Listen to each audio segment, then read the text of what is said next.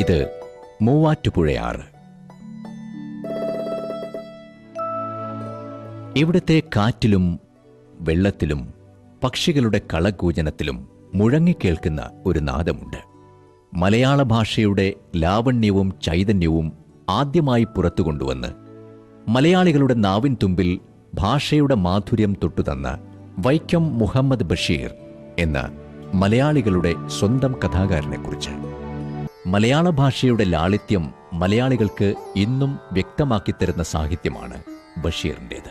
ഉദാഹരണമായി, ഒന്നും ഒന്നും ഇമ്മിണി വല്യ ഒന്ന്, വെളിച്ചത്തിനെന്ത് വെളിച്ചം, ചളുക്കോ പിളുക്കോ, ലെടുക്കൂസ് പുളുങ്കൂസ് ഇങ്ങനെയുള്ള ലളിതമായ ഭാഷാ ശൈലി അദ്ദേഹത്തിന്റെ കൃതികളിലെല്ലാം നിറഞ്ഞു നിൽക്കുന്നുണ്ട്. 1908 ജനുവരി 19 വൈക്കം തലയോലപ്പറമ്പിൽ ഖായി അബ്ദുറഹ്മാന്റെയും കുഞ്ഞാച്ചി എന്ന് വിളിക്കുന്ന കുഞ്ഞാച്ചുമ്മയുടെയും മൂത്ത പുത്രനായി കഥാകാരൻ ജനിച്ചു. തലയോലപ്പറമ്പിലെ മലയാളം സ്കൂളിൽ 5ാം ക്ലാസ് വരെ വിദ്യാഭ്യാസം. പിന്നീട് വൈക്കത്തുള്ള ഇംഗ്ലീഷ് സ്കൂളിൽ 4th ഫോം വരെ പഠിച്ചു. 1924 കഥാകൃത്തിന് ഏതാണ്ട് 16 വയസ്സ് പ്രായം. കേരള ചരിത്രത്തിൽ ഇടം നേടിയ വൈക്കം സത്യാഗ്രഹത്തിൽ പങ്കുകൊണ്ട അദ്ദേഹം വിദേശ വസ്ത്രങ്ങൾ തീയിട്ട് നശിപ്പിച്ചു.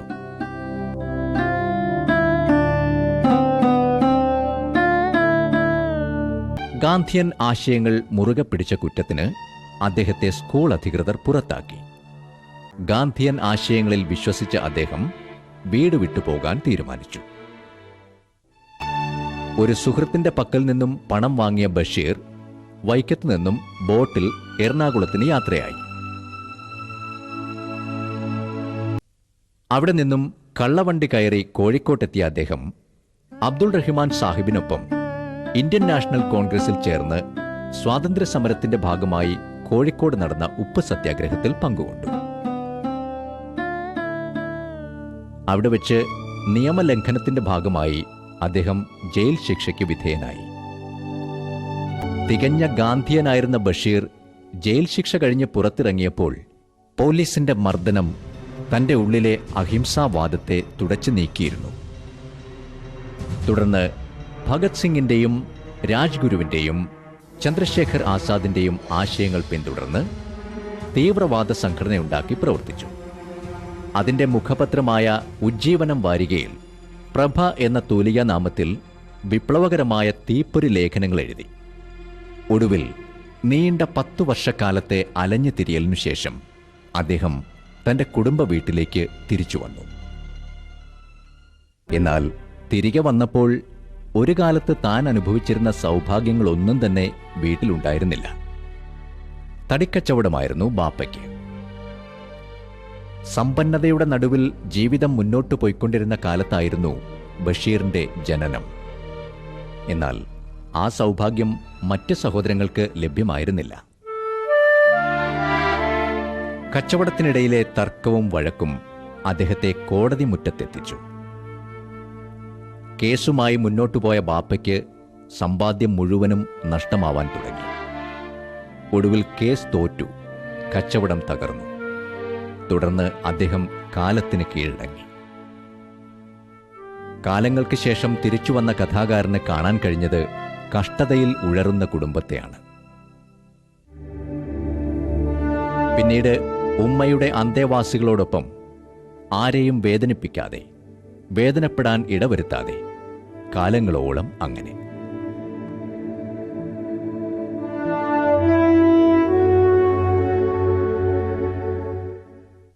അനുഭവങ്ങളുടെ തീച്ചുളയിൽ ഉരുക്കി മിനുക്കിയ പൊന്നാമ്പുകളായിരുന്നു ബഷീറിന്റെ രചനകൾ.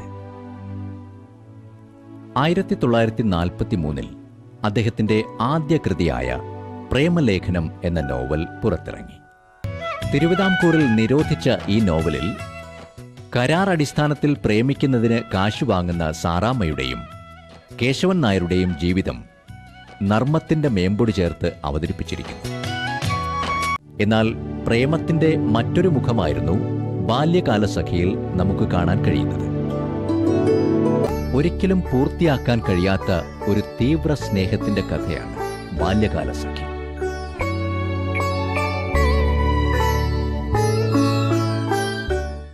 1950-60 കാലഘട്ടങ്ങളിൽ പുറത്തിറങ്ങിയ നോവലുകളാണ് മുച്ചീട്ടുകളിക്കാരന്റെ മകൾ, സ്ഥലത്തെ പ്രധാന ദിവ്യൻ, ആനവാരിയും പൊൻകുരിശും, ഒറ്റക്കണ്ണൻ പോക്കര്,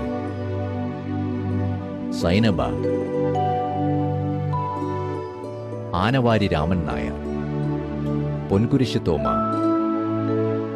എട്ടുകാലി മമ്മൂഞ്ഞ്, മണ്ടൻ മുത്തപ്പ, ഇവരെയെല്ലാം നമുക്ക് ഈ നോവലിൽ കാണാം. മനോഹരവും ശുഭാന്തവുമായ ഒരു പ്രേമകഥയാണ് ന്റുപ്പപ്പായ്ക്കൊരാനയുണ്ടായിരുന്നു എന്ന നോവൽ. ഈ നോവലിലെ കേന്ദ്ര കഥാപാത്രങ്ങളായ കുഞ്ഞുപാത്തുമ്മയും നിസാർ അഹമ്മദും ആദ്യമായി കാണുന്നതും പ്രണയിക്കുന്നതും വളരെ രസകരമായി ഈ നോവലിൽ ബഷീർ ചിത്രീകരിച്ചിരിക്കുന്നു. സ്വന്തം കുടുംബത്തിലെ ചെറിയ ചെറിയ ഭൂകമ്പങ്ങളും ഓരോ കുടുംബാംഗത്തിന്റെയും സ്വഭാവവും സംഭാഷണങ്ങളും ജീവിത രീതികളുമൊക്കെ നർമ്മത്തിന്റെ മേമ്പൊടിയോടെ പാത്തുമ്മായുടെ ആടിൽ അവതരിപ്പിച്ചിരിക്കുന്നു.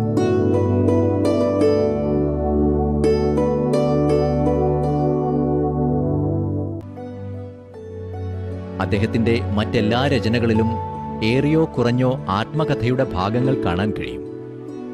പക്ഷേ പാത്തുമ്മയുടെ ആട് പൂർണ്ണമായും ബഷീറിന്റെ ആത്മകഥയാണ്. ജയിൽ അനുഭവങ്ങളെ നർമ്മഭാവേന അവതരിപ്പിക്കുന്ന മനോഹരമായ നോവലാണ് മതിലുകൾ. കാലങ്ങൾ കഴിഞ്ഞപ്പോൾ മതിലുകൾ ചലച്ചിത്രമായി.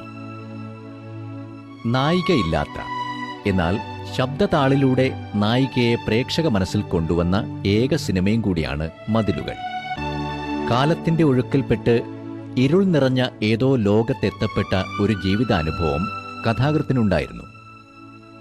ആ ദിനങ്ങളിലെ ഭ്രമാത്മക നിമിഷത്തിന്റെ ഓർമ്മയായിരുന്നു നീല വെളിച്ചം എന്ന മഹത്തായ സൃഷ്ടി. വളരെ വൈകിയാണ് ബഷീർ വിവാഹ ജീവിതത്തിലേക്ക് കാലെടുത്തു വച്ചത്. കോഴിക്കോട് ഫറൂഖ് നിന്നും ഫാത്തിമ ബീവിയാണ് ഭാര്യ. വിവാഹശേഷം ബഷീർ ഭാര്യയുടെ പേര് ഫാബി എന്ന് ചുരുക്കി വിളിച്ചു. അദ്ദേഹത്തോടുള്ള സ്നേഹാർത്ഥം ഫാബി അദ്ദേഹത്തെ വിളിച്ചിരുന്നത് ടാ എന്നായിരുന്നു. ജാതി മതഭേദമന്യേ സർവരെയും സ്നേഹിച്ച ടായ്ക്കും ഫാബിക്കും പിൻതലമുറക്കാരായി 2 പേർ, ഷാഹിനയും അനീസും. വിവാഹശേഷം കഥാകൃത്ത് ഭാര്യ ഫാബിയോടൊപ്പം തലയോലപ്പറമ്പിലെ സ്വന്തമായി വാങ്ങിയ സ്ഥലത്ത് താമസം തുടങ്ങി. ഇവിടെ വച്ചായിരുന്നു ഭാർഗവി നിലയം എന്ന ചിത്രത്തിന്റെ തിരക്കഥ അദ്ദേഹം പൂർത്തിയാക്കിയത്. ആ ഇടതുവശത്ത് ഒഴിഞ്ഞുകിടന്ന മാളിക ഭാർഗവി നിലയം.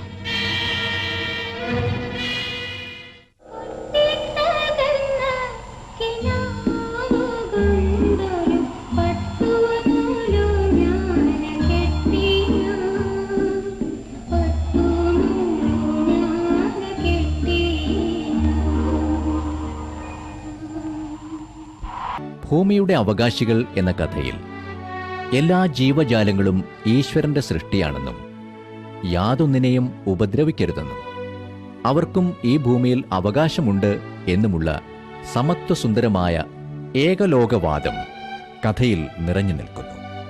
ഒപ്പം അദ്ദേഹത്തിന്റെ ജീവിതത്തിലും. കേന്ദ്ര സാഹിത്യ അക്കാദമിയും നാഷണൽ ബുക്കും കൂടിച്ചേർന്ന് ഇന്ത്യയിലെ പ്രധാന ഭാഷകളിലെല്ലാം ബാല്യകാല സഖി, പാത്തുമ്മായുടെ ആട്, എന്റുപ്പപ്പായ്ക്കൊരാനയുണ്ടായിരുന്നു എന്നീ നോവലുകൾ തർജ്ജമ ചെയ്തു.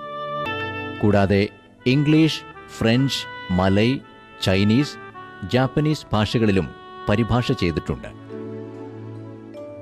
സാഹിത്യത്തിനും സ്വാതന്ത്ര്യ സമരത്തിൽ പങ്കുകൊണ്ടതിനും 4 താമ്രപത്രങ്ങൾ അദ്ദേഹത്തിന് ലഭിച്ചു.